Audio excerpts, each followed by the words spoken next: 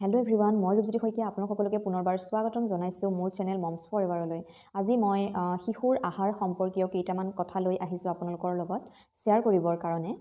আমি যিহেতু প্ৰত্যেক মাক দেউতাকে শিশুৰ প্ৰত্যেকটো ক্ষেত্ৰক লৈ আমি বহুত সচেতন হয়, গতিকে আহাৰ সম্পৰ্কীয় কেইটামান কথা ভাবিলোঁ আপোনালোকৰ জানিবৰ দৰকাৰ, সেয়ে ভাবি আজিৰ ভিডিঅ'টো আৰম্ভ কৰিছোঁ।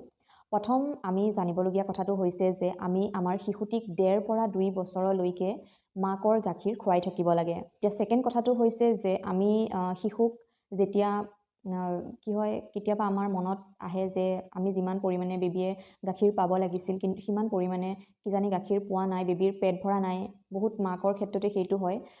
তেনেকুৱা মনত সন্দেহ জাগে আৰু তেনেকুৱা সন্দেহ জাগি পেলাই কিন্তু আমি কেতিয়াও মাকৰ গাখীৰ যিহেতু পোৱা নাই, গতিকে সৰুৰ পৰাই বেবীক গৰুৰ গাখীৰ খুওৱা কিছুমানে আৰম্ভ কৰি দিয়ে, কিন্তু সেইটো আমি কেতিয়াও কৰিব নালাগে। কমচে কম 1 বছৰলৈকেতো ভুলতো গৰু গাখীৰ আমি শিশুক দিবই নালাগে।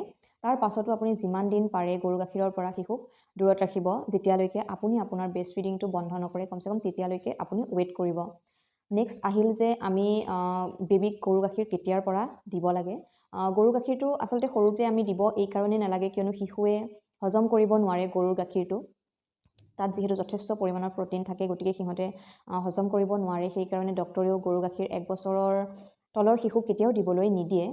মই মোৰ নিজৰ অভিজ্ঞতাৰ কথা ক'ব বিচাৰিলে মোৰ বেবীক মই 1.5 বছৰত ব্ৰেষ্ট ফিডিংটো কমপ্লিট বন্ধ কৰিছোঁ। 1.5 বছৰলৈকে সি ব্ৰেষ্ট ফিডিং কৰিছে আৰু সেই ব্ৰেষ্ট ফিডিং বন্ধ কৰাৰ পাছত মই তাক গৰু গাখীৰ খুৱাবলৈ আৰম্ভ কৰিছোঁ। আৰু আপুনি যেতিয়া বেবীক গৰু গাখীৰ আৰম্ভ কৰিব তেতিয়া এটা কথা মনত সদায় ৰাখিব, যাতে আপুনি ডাইৰেক্ট গৰু গাখীৰটো বেবীক নিদিয়ে। গৰু গাখীৰৰ আপুনি যিমান পৰিমাণৰ গাখীৰ লয়, ধৰক আধা কাপ যদি আপুনি গাখীৰ লয় তেতিয়াহ'লে আধা কাপ পানী ল'ব। দুইখিনি মিক্স কৰি পেলাইহে আপুনি বেবীক খাবলৈ দিব। ডাইৰেক্ট গৰু গাখীৰটো বেবীক পানী যোগ নকৰাকৈ কিন্তু খাবলৈ নিদিব, নহ'লে আপোনাৰ বেবীৰ পেটৰ বিষ হ'ব পাৰে, বমি হ'ব পাৰে বা ঢিলা ঢিলা ঘনাই লেট্ৰিন হ'ব পাৰে। এনেকুৱা প্ৰব্লেমত আপোনাৰ বেবী ভুগিবলগীয়া হ'ব পাৰে। আহিল যে কিছুমানে মনত এনেকৈ হয়তো ভাবিব পাৰে যে গৰু গাখীৰটো আমি শিশুক দিব নালাগে, ডাইৰেক্ট দিব নালাগে। কিন্তু যদি কিবা জলপান ধৰক আপুনি ঘৰত যদি গৰু গাখীৰে কিবা ক্ষীৰ বনাইছে, পায়স বনাইছে বা এনেকুৱা গাখীৰে তৈয়াৰীত কিবা জলপান আপুনি বনাইছে আৰু আপোনাৰ বেবী 6 মাহৰ ওপৰ হ'ল, সি মিঠা চিঠা যিহেতু খায়, গতিকে তাৰে অকণমান আপুনি শিশুক যদি দিম বুলি ভাবে সেইটো কিন্তু নকৰিব। গৰু গাখীৰ দিব নালাগে যে আপুনি ডাইৰেক্ট দিব নালাগে সেইটোৱে নহয়। আপুনি কোনো জলপান হওক, ক্ষীৰত হওক, কোনো বস্তুতে আপুনি ডাইৰেক্ট গাখীৰ দি পেলাই তৈয়াৰ কৰি বেবীক নোখোৱাব। তাৰ ঠাইত আপুনি ফৰ্মুলা মিল্ক ব্যৱহাৰ কৰিব পাৰে। ফৰ্মুলা মিল্কে লাগিলে আপুনি বেবীক ক্ষীৰ, পায়স যি বনাই দিব, কিন্তু আপুনি গৰু গাখীৰটো ব্যৱহাৰ নকৰিব।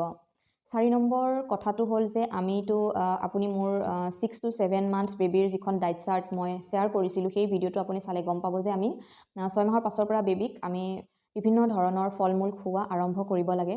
গতিকে ফল মূলবিলাক আমি সিহঁতক তেতিয়া খুওৱা আৰম্ভ কৰোঁ, ডাইৰেক্ট ধৰক পিউৰি টাইপত বনাই এনেকৈ সিহঁতক খুৱাওঁ। কিন্তু যেতিয়া বেবী 9 মাহ হৈ যায়, 9 মাহ হোৱাৰ পাছত অকণমান আমি বেবীক ফলৰ ৰস খুৱাবলৈ চেষ্টা কৰিব লাগে। ফলৰ ৰস খোৱালেও এনেকুৱা নহয় যে একদম পূৰা বহুত বেছিকৈ আপুনি ফলৰ ৰস খুৱাই দিব, সেইটোও নহয়। জাষ্ট অকণমান কম পৰিমাণে আপুনি আপোনাৰ বেবীক 9 মাহৰ পাছৰ পৰা ফলৰ ৰস খোৱা আৰম্ভ কৰিব পাৰে। বেছিকৈ খুৱাব এই কাৰণেই নালাগে যে ফলৰ ৰসত পানী, গ্লুক'জ এইবোৰেই পাব। তাত পুষ্টিকৰ হিচাপে সিহঁতে যিহেতু তাৰ পৰা একো নাপায়, পেটটো সিহঁতৰ ভৰি যাব বেছিকৈ খালে, আৰু তাৰ ফলত কি হ'ব, সিহঁতে বেলেগ আহাৰ খাবলৈ নিবিচাৰিব আৰু তেতিয়া সিহঁতৰ গ্ৰ'থত সিহঁতৰ বাধা জন্মিব। গতিকে আপুনি 9 মাহৰ পাছৰ পৰা ফলৰ ৰস খোৱা আৰম্ভ কৰিব, কিন্তু একদম কম পৰিমাণে অলপ এনেকৈ আপুনি দিব পাৰে। আৰু সেইটো আপুনি ডেইলি নিদিব। ধৰক আজি দিলে, মাজত 2 দিন গেপ কৰি নেক্সট দিনা দিলে, বা আজি দিলে কাইলৈ গেপ দিলে, পৰহিলৈ দিলে, তেনেকৈ মুঠতে মাজত গেপ ৰাখি আপুনি ফলৰ ৰসটো খুৱাব। এনেকুৱা নহয় যে ডেইলি খুৱাব, সেইটোও নকৰিব। গেপ ৰাখি আপুনি আপোনাৰ বেবীক 9 মাহৰ পাছৰ পৰা ফলৰ ৰসটো খুওৱা আৰম্ভ কৰিব। আৰু লগতে ডেইলি কমচে কম 3টাকৈ ফল খুৱাবলৈ চেষ্টা কৰিব। ফল মূল বেবীসকলে খোৱাটো যথেষ্ট প্ৰয়োজনীয় হয়। গতিকে ডাইৰেক্ট ফল যিটো সিহঁতে খায়, আপুনি পিউৰি বনাই পিটিকি যেনেকৈ দিয়ে তেনেকৈ মুঠতে 3টা কমচে কম ফল আপুনি, 3টা নোৱাৰিলেও যাতে 2টা যেনেকৈ হ'লেও বেবীয়ে খাবলৈ পায়। এইটো নহয় যে আপুনি আগবেলা এটা কল দিলে, ভাটিবেলা এটা কল দিলে, সেইটো নহয়। বেলেগ বেলেগ ফলৰ কথা কৈছোঁ। আগবেলা যদি কল দিলে, ভাটিবেলা আপেল দিলে, এনেকৈ আপুনি চেঞ্জ কৰি পেলাই দিনটোত বেলেগ বেলেগ ধৰণৰ 2টা ফলহা আপুনি দিব। বাকী আপুনি জুচ হিচাপে যেতিয়া দিয়ে তেতিয়া ধৰক মৌচম্বী দিব পাৰে, কমলা দিব পাৰে, ডালিম দিব পাৰে, এনেকুৱা ধৰণৰ জুচ আপুনি দিব পাৰে। এতিয়া নেক্সট আমি পইণ্টটো আহিল যে আমি বেবী যেতিয়া খোৱা বোৱা আৰম্ভ কৰোঁতে আমি এইটো চেষ্টা কৰিব লাগে যে বেবীয়ে যাতে ঘৰত ৰন্ধা আহাৰেই খায়। ঘৰত আমি যেনেকৈ আমি ডাঙৰসকলৰ কাৰণে যিবোৰ খানা বনাওঁ, মানে এইটো নহয় যে বহুত জ্বলা মছলা দি বনোৱা খাদ্য আপুনি বেবীক খুৱাব, সেইটো কথা কোৱা নাই, কিন্তু চিম্পুলকৈ যিটো আমি বনাওঁ দাইল বা চব্জি যিটো বনাওঁ সেইবোৰ আহাৰ যাতে সিহঁতে সৰুৰ পৰা সিহঁতক খুৱাবলৈ চেষ্টা কৰিব। তেতিয়া সিহঁতে বিভিন্ন ধৰণৰ খাদ্যৰ লগত চিনাকি হ'ব, বেলেগ বেলেগ টেষ্ট সিহঁতে পাব আৰু তেতিয়া সিহঁতে খাদ্য খাবৰ কাৰণে আগ্ৰহী হ'ব। আৰু আপুনি আপোনাৰ শিশুটিয়ে ভাতখিনি গিলিব নোৱাৰিব, হজম নহ'ব, কষ্ট পাব বুলি ভাবি পেলাই সেই ভাতখিনি মিক্সিত পিচি পেলাই খোৱা অভ্যাসটো একচুৱেলি কৰিবই নালাগে। আপুনি ভাতখিনি অলপ বেছিকৈ পনীয়াকৈ সিজাই পেলাই হাতেৰে পিটিকি পেলাই দিলেই আচলতে শিশুৱে খাব পাৰে। আপুনি যদি মিক্সিত পিচি পেলাই শিশুক আহাৰ খুওৱাটো আৰম্ভ কৰি দিয়ে, তেতিয়াহ'লে বেবীৰ সেই বস্তুটো অভ্যাস হৈ যায় আৰু তাক মানে এৰুৱাটো বহুত কঠিন হৈ পৰে আৰু বহুত ডাঙৰলৈকে সেই অভ্যাসটো বেবীৰ থাকি যায়। আৰু তেনেকৈ যেতিয়া পনীয়াকৈ খাব, সিহঁতে লাহে লাহে যিহেতু গোটা আহাৰ খাব লাগে, তেতিয়া সিহঁতে যিখিনি শক্তি পাব, তাৰ ফলত যেতিয়া আপুনি মিক্সিত পিচি পনীয়াকৈ দিব, তেতিয়া সিহঁতে সেই শক্তিখিনিৰ পৰা অলপ হ'লেও মানে বাধা জন্মিব ন সিহঁতৰ। গতিকে আপুনি শিশুক একদম পূৰা পেনপেনীয়াকৈ বনাব, ভাতটো বনাই হাতেৰে পিটিকি পেলাই দিব, কিন্তু মিক্সিত মাৰি একদম জুলীয়াকৈ সেই বস্তুটো নকৰিব।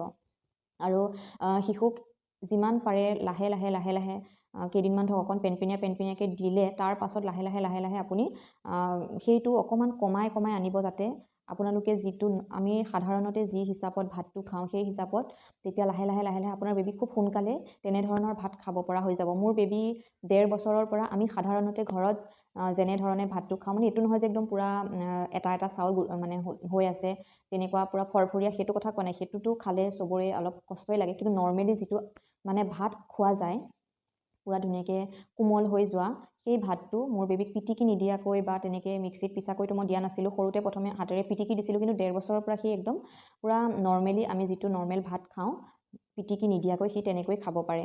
গতিকে আপুনিও ট্ৰাই কৰিব যাতে আপোনাৰ বেবীক মিক্সিৰ পৰা দূৰত ৰাখি পেলাই আপুনি হাতেৰে পিটিকি খুৱাব আৰু লাহে লাহে যিমান পাৰে সোনকালে নৰ্মেল ভাতটো খাবলৈ তাক মানে শিকাব। নেক্সট পইণ্টটো হৈছে যে আমি শিশুক যেতিয়া আহাৰ খুৱাওঁ, আমি কমচে কম 5 বছৰলৈকে সিহঁতক বাহিৰৰ জ্বলা পোৰা ভজা মছলা এই আহাৰবোৰৰ পৰা যাতে আমি সিহঁতক দূৰত ৰাখিব পাৰোঁ, সেইটো চেষ্টা কৰিব লাগে। তেতিয়া কি হয়, শিশুৰ পেটৰ অসুখ বা এনেকুৱা বিভিন্ন ধৰণৰ যি বেমাৰ আজাৰ হয়, সেই বেমাৰ আজাৰৰ পৰা শিশু সদায় দূৰত ৰাখিব পাৰোঁ। বাহিৰৰ সেই ভজা পোৰা চটপটা বস্তুবোৰ আপুনি বেবীক লাগিলে ঘৰতেই আপুনি ভালকৈ পৰিষ্কাৰকৈ আপুনি নিজে বনাই পেলাই খুৱাব, কিন্তু সেই হোটেলৰ বস্তুবোৰ খোৱাৰ পৰা কমচে কম 5 বছৰলৈকে আপুনি বেবীক দূৰত ৰাখিব। কিয়নো সিহঁতে বহুত অনবৰত সিহঁতে এক্টিভিটি কৰিয়ে থাকে, ইফাল সিফালে লৰি কৰি ব্যস্ত হৈ থাকে। কমচে কম 5 বছৰলৈকে সিহঁতক মানে যথেষ্ট শক্তিৰ প্ৰয়োজন হয় আৰু সিহঁতৰ পাকস্থলীটো আমাতকৈ বহুত সৰু হয়। গতিকে সিহঁতক আমি যদি নিজে যি হিচাপত খানা খাওঁ, দিনটোত যেইবাৰ খাওঁ সেই হিচাপত আমি খুৱাওঁ, তেতিয়াহ'লে কিন্তু সিহঁতে যিমানখিনি শক্তি পাব লাগে সেইখিনিৰ পৰা সিহঁতে মানে দূৰত থাকিব, সিহঁতে সিমানখিনি শক্তি আহৰণ কৰিব নোৱাৰিব। গতিকে কিয়নো আমি যিমান পৰিমাণে খাম সিহঁতেতো নাখায়, গতিকে সিহঁতক আমি কমকৈ কিন্তু ঘনাই সিহঁতক আমি খুৱাব লাগে, কমচে কম 5-6 বছৰলৈকে।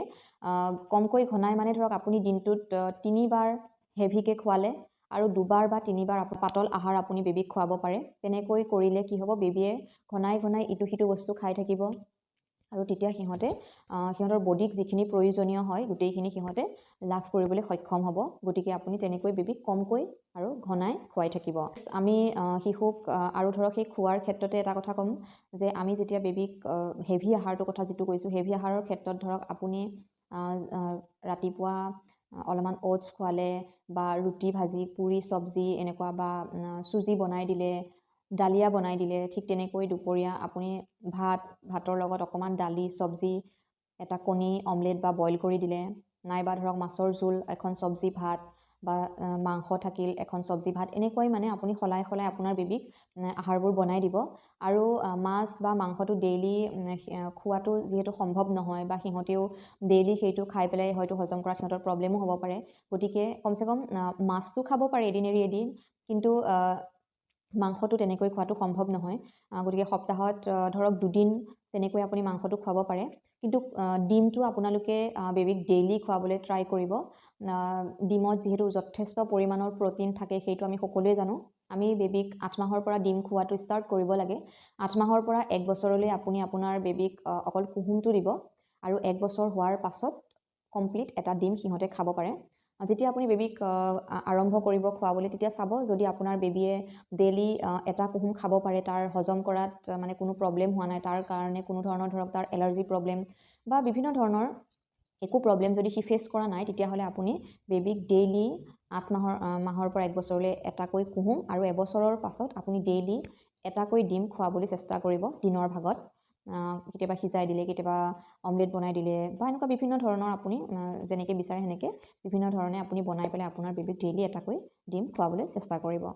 আমি মন কৰিবলগীয়া কথাটো হ'ল যে আমি যেতিয়া শিশুক কিবা এটা আহাৰ খুৱাবলৈ যাওঁ, একচুৱেলি খুৱাবলৈ বুলি নহয়, বনোৱাৰ আগততো আমি হাত ভালকৈ পৰিষ্কাৰকৈ ধুওঁৱেই আৰু ঠিক তেনেকৈ বেবিক যেতিয়া আমি খুৱাবলৈ যোৱাৰ আগতো কিন্তু আমি সদায় ভালকৈ আমাৰ হাতখন ধুই ল'ব লাগে। আৰু এই অভ্যাসটো আপুনি আপোনাৰ শিশুকো সৰুৰ পৰা কৰিব। যেতিয়াৰ পৰা ধৰক আপোনাৰ বেবিয়ে 2-এটা বস্তু হাতেৰে লৈ পেলাই মানে আপুনি ভাত খুৱাই থাকোঁতে সি কাঁহীত হাতখন দি কিবা এটা মুখলৈ নিয়ে বা ভাত মুখলৈ নিনিলেও সি যেতিয়াৰ পৰা বস্তুবোৰ চুব পৰা হয় তেতিয়াৰ পৰাই তাক আপুনি হাতখন ভাত খোৱাৰ আগত আৰু পিছত ধোৱাৰ অভ্যাসটো কৰিব। তেতিয়া ডাঙৰ হোৱাৰ পাছত আপুনি তাক নতুনকৈ আকৌ মানে ভাত খোৱাৰ পাছত আমি ভাত খোৱাৰ আগত হাত ধুব লাগে, ভাত খোৱাৰ পাছত হাত ধুব লাগে, সেই বস্তুটো আপুনি শিকাবলগীয়া নহয় আৰু সেই সৰুৰ পৰাই সেই বস্তুটো দেখি বা তাক যেতিয়া আপুনি নিজে ধুৱাই দিব তেতিয়া সেই বস্তুটো সি নিজে নিজে গম পাই যাব আৰু পিছত সি নিজেই গম পাব যে খোৱাৰ আগত আৰু পাছত আমি পৰিষ্কাৰকৈ হাত ধুব লাগে। আৰু এইখিনিতে খোৱাৰ ক্ষেত্ৰত এটা কথা ক'ব বিচাৰিম যে আমি শিশুক যেতিয়া আহাৰ খুৱাবলৈ লওঁ 6 মাহৰ আগলৈকেতো সিহঁতে অকল ফিডিঙেই কৰে, বেষ্ট ফিড বা ফৰ্মুলা মিল্ক সিহঁতে খায়, কিন্তু 6 মাহৰ পাছৰ পৰা যেতিয়া আমি সিহঁতক চলিড ফুড খুৱাবলৈ আৰম্ভ কৰোঁ তেতিয়া আপুনি বেবিয়ে যেতিয়ালৈকে ভালকৈ বহিব নোৱাৰে তেতিয়া আপুনি কোলাত লৈ পেলাই বেবিক এটা জেগাত বহিয়ে খুৱাব আৰু যেতিয়াৰ পৰা বেবিয়ে ভালকৈ বহিব পৰা হয় তেতিয়া আপুনি বেবিক নিৰ্দিষ্ট এটা জেগাত বহাই লৈ পেলাই বেবিক খোৱাটো আৰম্ভ কৰিব। মানে এনেকুৱা নহয় যে আপুনি বেবিয়ে এগহা খোৱালে ইফালে গ'ল সিফালে গ'ল তেনেকৈ মানে খোৱাৰ অভ্যাসটো একদমেই নকৰিব। সৰুৰ পৰা বেবিয়েতো সৰুতে নাজানে ন ইফালে সিফালে গৈ খাব লাগে নে এজেগাত খাব লাগে। যেতিয়াৰ পৰা সিহঁতে বহিব পৰা হয় তেতিয়াৰ পৰা যদি আপুনি এটা জেগাত বহাই লৈ পেলাই তাক খুৱায় তেতিয়াহ'লে সেই চুঁচৰিব পৰা বা খোজকাঢ়িব পৰা হোৱাৰ পাছত আপুনি মানে দৌৰা দৌৰিকৈ ইফালে সিফালে খুৱাবলগীয়া নহয়। আৰু বেবিক আমি এটা জেগাত বহাই এই কাৰণেই খুৱাব লাগে, যেতিয়া আপুনি বেবিক এটা জেগাত বহাই পেলাই তাক খুৱাব তেতিয়া সি কি খাই আছে সেই বস্তুটো সি গম পাব, বস্তুটোৰ সোৱাদটো সি গম পাব আৰু সেই ভাত খোৱাটোতো যে এটা মানে এনজয় কৰিবলগীয়া এক্টিভিটি সেইটো সি ফিল কৰিব। আপুনি ভাত খোৱাৰ সময়ত তাৰ ফ্ৰণ্টত ধৰক বিভিন্ন ধৰণৰ খেলা বস্তু দি দিলে বা বিভিন্ন ধৰণৰ কালাৰফুল বুক দি দিব পাৰে বা আপুনি কিবা কিবি ষ্টৰি ক'ব পাৰে। মুঠতে সেই ভাত খোৱাত মানে ভাত বুলি নহয় একচুৱেলি যিটো আহাৰ খুৱায় মানে সেই আহাৰ খোৱাটোতে এটা মানে বহুত এনজয় কৰিবলগীয়া এক্টিভিটি তেনেকুৱা এটা যদি আপুনি তাক ফিল কৰায় তেতিয়াহ'লে সিও সেই বস্তুটোত এংগেজ হৈ যাব আৰু ধুনীয়াকৈ সি এটা জেগাতে বহি পেলাই খাবলৈ ল'ব আৰু সি যিখিনি খাইছে সেই বস্তুটো সি মানে কি হয় সোৱাদটো পাব আৰু তাৰ প্ৰতি আগ্ৰহী হ'ব, খোৱাৰ প্ৰতি সি আগ্ৰহী হ'ব। নেক্সট আপুনি যেতিয়া বেবিয়ে প্ৰায় 7 মাহমানৰ পৰা হাতেৰে ধৰিব পৰা হয় ন, বস্তুবোৰ হাতেৰে ধৰিব পৰা হয় আৰু তেতিয়াৰ পৰা আপুনি কি কৰিব বেবিক যেতিয়া আপুনি খুৱাবলৈ লওঁতে যি আহাৰে নোখোৱাওক আপুনি কিবা এটা ছাইডত এখন প্লেটত আপুনি যদি পনীয়া জলপান এটা খুৱাই আছে তেতিয়া বেলেগ কথা, কিন্তু যেতিয়া আপুনি ধৰক বেলেগ আহাৰ ভাত চাত এনেকুৱা ধৰণৰ আপুনি খুৱায় তেতিয়া বা কিবা বিস্কুট এনেকুৱা ধৰণৰ কিবা এটা বস্তু আপুনি যদি বেবিক ধৰক খুৱাই পানীত তিয়াই পেলাই এনেকৈ খুৱায় তেতিয়া আপুনি এটা বস্তু তাৰ হাতত দি দিব আৰু আপুনি ধৰক ভাতেই খুৱাইছে, ভাত খুৱাওঁতে আপুনি যিখন কাঁহীত লয় তাৰ উপৰি এটা সৰু বাতি নাইবা এখন প্লেটত ধৰক আপুনি দীঘলকৈ আলু গাজৰ এনেকুৱা ধৰণৰ চব্জিবোৰ আপুনি বনাই পেলাই তাক তেনেকৈ ছাইডত দি দিলে বা কেইটামান শুকান ভাতে আপুনি প্লেটখনত বা বাতিটোত দি দিলে আপুনি নিজেইতো তাক খুৱাই থাকিব আৰু সেইখিনি সি লৈ পেলাই মুখত নিবতো নোৱাৰে, কিন্তু সেইখিনি সি চুই থাকোঁতে সি এটা এনজয় কৰিব পাৰিব বা তেনেকৈ চোওঁতে এদিন চাব ঘপককৈ সি এটা ভাত মুখলৈ নিব। তেনেকৈ লাহে লাহে কি হ'ব বেবিয়ে খুব সোনকালে নিজেই বস্তু এটা লৈ খাবলৈ শিকিব। এইটো নহয় যে আপোনাৰ বেবিয়ে একে সৰুতেই মানে নিজৰ পেট ভৰাকৈ বস্তুখিনি খাবলৈ শিকিব, সেইটো ক'ব যোৱা নাই, কিন্তু কমচে কম সিহঁতে নিজেই ধৰক বিস্কুট এটাই লৈ খাবলৈ শিকিলে বা আপুনি গাজৰ অকণ দিলে সেইকণেই খাবলৈ মানে যিটো বস্তু সিহঁতে ধৰিব পাৰে হাতেৰে তেনেকুৱা ধৰণৰ বস্তুবোৰ দিব তেতিয়া খুব সোনকালে বেবিয়ে নিজেই খাবলৈ শিকিব আৰু তেনেকৈ নিজে ধৰি যেতিয়া খায় তেতিয়া সিহঁতৰ খুব মানে ফূৰ্তি লাগে, আনন্দ লাগে আৰু খোৱাৰ প্ৰতি সিহঁতৰ বহুত আগ্ৰহ বাঢ়ে।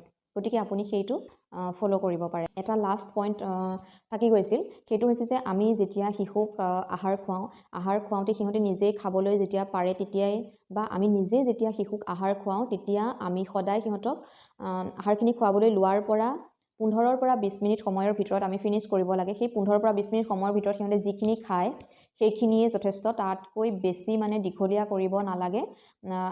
মানে 15ৰ পৰা 20 মিনিটতকৈ বেছি মানে ধৰক কিছুমান আছে নহয় 1 ঘণ্টা 1.5 ঘণ্টা লাগি যায় খাওঁতে মানে সেই বস্তুটো আচলতে কৰিব নালাগে। মানে 15-20 মিনিট, তথাপিতো ধৰক তাতকৈ অকণ 5-10 মিনিট বাঢ়িব পাৰে, কিন্তু চেষ্টা কৰিব যাতে 15-20 মিনিটৰ ভিতৰতে আপুনি আপোনাৰ শিশুটিক খুৱাই পেলাই শেষ কৰিব পাৰে, সেইটো চেষ্টা কৰিব। আৰু লাষ্ট এটা পইণ্ট ক'ব বিচাৰিম যে আপুনি যেতিয়া বেবীৰ কাৰণে আহাৰ তৈয়াৰ কৰিব, আহাৰখিনি তৈয়াৰ কৰাৰ পাছত 3 ঘণ্টাৰ ভিতৰত আপুনি সেই আহাৰটো আপোনাৰ বেবীক খুৱাব। কিন্তু মানে 3 ঘণ্টা ধৰক কিবা কাৰণত আপুনি ধৰক বনালে বেবী টোপনি গ'ল বা আপুনি কিবা এটা কামত ব্যস্ত হৈ খুৱাব নোৱাৰিলে, নহ'লেতো আপুনি বনাই পেলাই বেবীক খুৱাব। বনাই গৰমে গৰমে কুহুমীয়াকৈ খুওৱাটোৱেই বেষ্ট হয়। কিন্তু কিবা কাৰণত যদি আপুনি বেবীক তেতিয়া লগে লগে খুৱাব নোৱাৰেও, তেতিয়া কিন্তু 3 ঘণ্টাৰ ভিতৰতে আপুনি সেই আহাৰটো বেবীক খুৱাব, যাতে তাৰ পাছত আপুনি বেবীক সেই বস্তুটো পুনৰ মানে গৰম কৰি বা ফ্ৰিজত ৰাখি তাৰ পৰা উলিয়াই আকৌ গৰম কৰি তেনেধৰণে আপুনি বেবীক খুওৱাটো কেতিয়াও নকৰিব। যিমান পাৰে বনাই খুৱাবলৈ চেষ্টা কৰিব, আৰু কিবা কাৰণত যদি আপুনি পিছত খুৱাবলগীয়া হয় চাব যাতে আপুনি বনোৱাৰ পৰা 3 ঘণ্টাতকৈ বেছি হৈ নাযায়। 3 ঘণ্টাৰ ভিতৰতে শিশুৰ কাৰণে বনোৱা আহাৰটো খুৱাই আপুনি ফিনিছ কৰিব। আমি খোৱা বোৱাৰ ক্ষেত্ৰত আচলতে মন কৰিবলগীয়া এইখিনি কথা ভাবিলোঁ আপোনালোকৰ লগত শ্বেয়াৰ কৰিলে আপোনালোকৰো হেল্প হ'ব। নিশ্চয় ভাবোঁ আপোনালোকৰ যথেষ্টখিনি হেল্প হৈছে বুলি মই ভাবিছোঁ। যদিহে আপুনিও ভাবিছে মোৰ এই আজি যিখিনি কথা আপোনালোকৰ লগত শ্বেয়াৰ কৰিলোঁ, এই কথাখিনি জানি যদি আপোনালোকৰ হেল্প হৈছে বুলি আপুনি ভাবিছে, তেতিয়াহ'লে লাইক এটা নিশ্চয় কৰিব, কমেণ্ট ছেকশ্যনত কমেণ্ট কৰি নিশ্চয় জনাব, আৰু চেনেলটো যদি এতিয়ালৈকে ছাবস্ক্ৰাইব কৰা নাই তেতিয়াহ'লেতো চেনেলটো ছাবস্ক্ৰাইব কৰিবই।